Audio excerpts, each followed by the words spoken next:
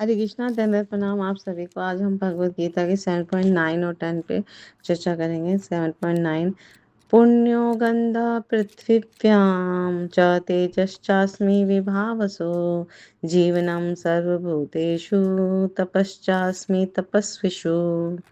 7.10 बीजं मां सर्वभूतानां विद्धि पार्थ सनातनं बुद्धिर्बुद्धि तामस्मि तेजस्विनामहम्।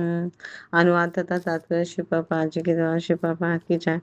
मैं पृथ्वी की आदि सुगंध और अग्नि की ऊष्मा हूँ। मैं समस्त जीवों का जीवन तथा तपस्वियों का तप हूँ। हे पृथा पुत्र, ये जान लो कि मैं समस्त जीवों का आदि बीज हूँ, बुद्धिमानों की बुद्धि तथा समस्त तेजस्वी पुरुषों का तेज हूँ। तो भगवान यहाँ पर और सुंदर अपने ऐश्वर्य का अ, प्रतिपादन कर रहे हैं कि मैं पृथ्वी की जो आदि सुगंध होती है या अग्नि में जो ऊष्मा होती है वो भगवान है, और सारे जीवों का जो जीवन है वो भगवान है, तपस्वियों का तप है वो भगवान है। तो भगवान अर्जुन से कह रहे हैं और अर्जुन के माध्यम से हम सभी को ये समझा रहे हैं कि सारे जीवों का जो आदि बीज है वो भगवान है, और बुद्धिमानों की जो बुद्धि है और सारे तेजस्वी पुरुषों का जो तेज है वो भगवान है ना। तो हम ये देख सकते हैं कि भगवान हर जगह सर्वव्यापी हैं और अपनी शक्ति से हम उनकी शक्ति का हम हर जगह अनुभव भी कर सकते हैं। तो तात्पर्य में श्री प्रभुपाद जी बहुत सुंदर समझा रहे हैं कि पुण्य का अर्थ है जिसमें विकार ना हो, अतः आद्य है। तो इस जगत में प्रत्येक वस्तु में कोई ना कोई सुगंध होती है, जैसे फूल की सुगंध या जल, पृथ्वी, अग्नि, वायु आदि की सुगंध। तो समस्त वस्तु में जो व्याप्त अदूषित भौतिक गंध होते हैं वह जो आद्य सुगंध है वह भगवान श्री कृष्ण हैं। तो यहाँ इसका यही तात्पर्य है। तो इसी प्रकार प्रत्येक वस्तु का एक निर्दिष्ट स्वाद होता है, रस होता है ना। आप कुछ भी देखो, फल, सब्जी या जल, सबका एक स्वाद है। इस स्वाद में को रसायनों के मिश्रण द्वारा बदला जा सकता है। तो प्रत्येक मूल वस्तु में कोई ना कोई गंध या स्वाद होता है। विभाव वस्तु का अर्थ है अग्नि। अग्नि के बिना ना तो फैक्ट्री चल सकती है ना भोजन पक सकता है। तो ये अग्नि जो है वो भगवान श्री कृष्ण है। तो अग्नि का जो तेज है, ऊष्मा, वो भी भगवान श्री कृष्ण है। तो वैदिक चिकित्सा के अनुसार जो कुपच हो जाता है उसका कारण पेट में अग्नि की मंदता है। जब मंदाग्नि होती है तो खाना पच नहीं पाता है, इनडाइजेशन हो जाता है। तो पाचन तक के लिए अग्नि आवश्यकता है हमारे शरीर में। तो कृष्ण भावनामृत में हम इस बात से अवगत होते हैं कि पृथ्वी, जल, अग्नि, वायु, प्रत्येक सक्रिय तत्व जो है वो सारे रसायन या सारे भौतिक तत्व भगवान श्री कृष्ण के ही कारण है। तो मनुष्य की आयु भी भगवान श्री कृष्ण के कारण है। अतः भगवान श्री कृष्ण की कृपा से ही मनुष्य अपने आप को दीर्घायु या अल्पजीवी बना सकता है। तो इसलिए कृष्ण भावना अमृत प्रत्येक क्षेत्र में सक्रिय रहता है। तो असमर्थ जीवों का जो जीवन है वो भी भगवान श्री कृष्ण के कारण है, और तपस्वियों का तप भी भगवान के कारण है।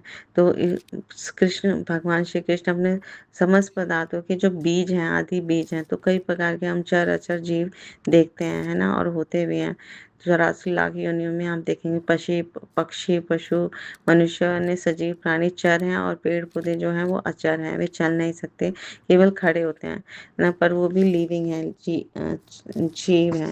तो प्रत्येक जीव 84 लाख योनियों के अंतर्गत आता है, जिनमें से कुछ चर हैं और कुछ अचर, किंतु इन सब के जो जीवन के बीज स्वरूप है वो भगवान श्री कृष्ण है।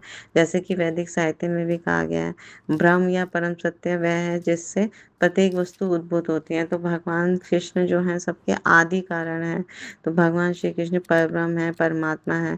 तो ब्रह्म तो निर्विशेष है, लेकिन परब्रह्म साकार है।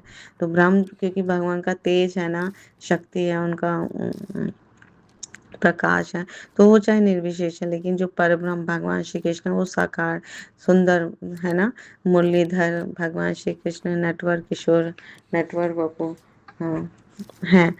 तो वो साकार रूप है, भगवान कृष्ण का जो रूप है वो साकार रूप है। तो निर्विशेष ब्रह्म साकार रूप में आधारित है। तो भगवद गीता में कहा गया है, तो आदि रूप में भगवान जो श्री कृष्ण है वो समस्त वस्तुओं के उद्गम है। कई श्लोकों में हमने देखा, तो वे मूल है, सब कुछ उनसे ही निकलता है ना। जैसे मूल सारे वृक्ष का पालन करता है ना, भगवान जो वृक्ष का जड़ होता है, उसी तरह वो सारे वृक्ष का अगर हम जड़ में जल देंगे तो सारा वृक्ष पोषित हो जाएगा। तो इसी प्रकार कृष्ण जो है मूल होने के कारण इस जगत के समस्त प्राणियों का पालन करते हैं। तो इसकी पुष्टि वैदिक साहित्य कठोपनिषद में भी हुई है। नित्यो नित्यानाम चेतनानाम एको बहुनाम यो विदिताति कामन। वे समस्त नित्यों के नित्य हैं, वे समस्त जीवों के परम जीव हैं और वे ही समस्त जीवों का पालन करने वाले हैं। तो हम देखेंगे भगवान श्री कृष्ण ही सारे सारे जीवों का जीवन है और वो परम जीव हैं और समस्त जीवों का पालन करने वाले भी भगवान हैं। तो मनुष्य बुद्धि के बिना कुछ भी नहीं कर सकता और भगवान श्री कृष्ण भी कहते हैं कि मैं समस्त बुद्धियों का मूल हूँ। बुद्धिमान की जो बुद्धि है वो भगवान से है। तो जब तक मनुष्य बुद्धिमान नहीं होते वह भगवान श्री कृष्ण को समझ नहीं सकता। तो इस तरह से इन श्लोकों में हम देख सकते हैं कि भगवान की शक्तियाँ कितनी अद्भुत हैं। भगवान कितने सुंदर ढंग से बता रहे हैं कि भगवान अपनी सर्वव्यापकता के कारण हर जगह अनुभव किए जा सकते हैं। तो भगवान यहाँ पर पृथ्वी की गंध समस्त वस्तु मनुष्यों के लिए भोजन तैयार करने वाली तथा समस्त प्राणियों के शरीर में भोजन को पचाने वाली अग्नि बताते हैं स्वयं को। तो इस प्रकार भगवान श्री कृष्ण ही समस्त जीवों का जीवन है। भले ही जीवन से विमुख हो जाए परंतु वह सदैव सारे जीवों के जीवन का आधार बने रहते हैं। तो चाहे कोई भक्ति ना भी करे तब भी उसका जो पालन पोषण है भगवान कर ही रहे हैं।